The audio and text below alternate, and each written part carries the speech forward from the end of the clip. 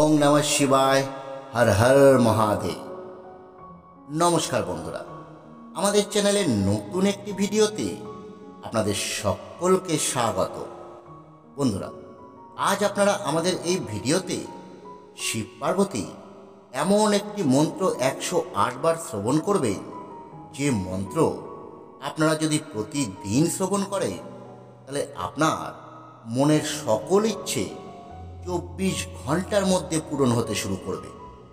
এই মন্ত্রটি শুধু যে আপনার মনের ইচ্ছে পূরণ করবে তাই নয়, মন্ত্রটি আপনার দাম্পত্য জীবনে সকল সমস্যার সমাধান করবে, সাংসারিক সকল সুখ প্রদান করবে। আপনারা প্রতিদিন মাত্র 108 বার মন্ত্রটি শ্রবণ করবেন এবং শ্রবণ করতে করতে মনে মনে মন্ত্রটিকে জপ করবেন।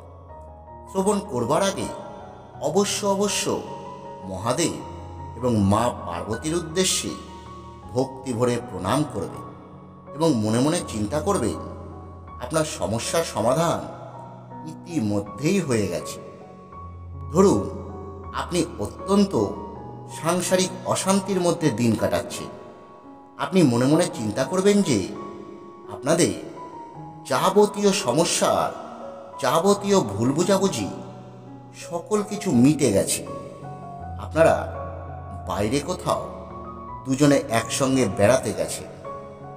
আরও একটি গুরুত্বপূর্ণ বিষয়, মন্ত্রটি শুধু শ্রবণ করলেই হবে না বা মন্ত্রটি শুধু জপ করলেই হবে না। আপনাকে প্রথমে ভোলেনাথের ওপর ভক্তি ও বিশ্বাস রাখতে হবে।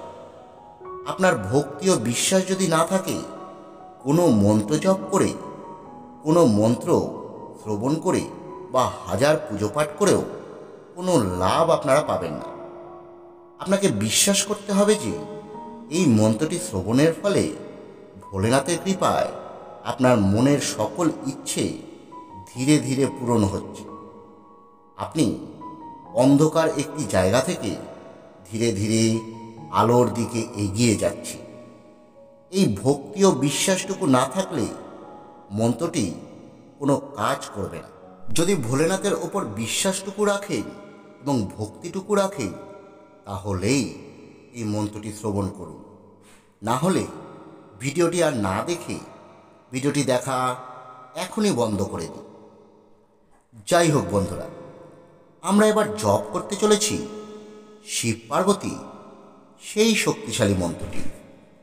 আপনারা ভক্তি ভরে মন্ত্রটি শ্রবণ করুন।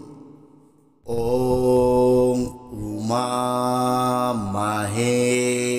মাহেশ্বরায় নমঃ। ওম উমা মাহেশ্বরায় নমঃ। ওম উমা মাহেশ্বরায় নমঃ। ওম উমা মাহেশ্বরায় নমঃ। ওম উমা মাহেশ্বরায় নমঃ। ওম উমা মাহেশ্বরায় নমঃ। ওম উমা মাহেশ্বরায় নমঃ। ওম উমা মাহেশ্বরায়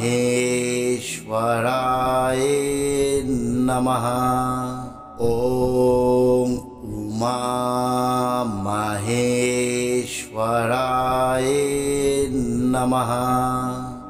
ওম উমা মাহেশ্বরায় নমঃ। ওম উমা মাহেশ্বরায়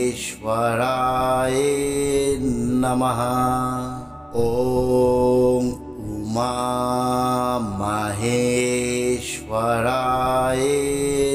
নমঃ। ওম উমা মাহেশ্বরায় নমঃ। ওম উমা মাহেশ্বরায় নমঃ। ওম উমা মাহেশ্বরায়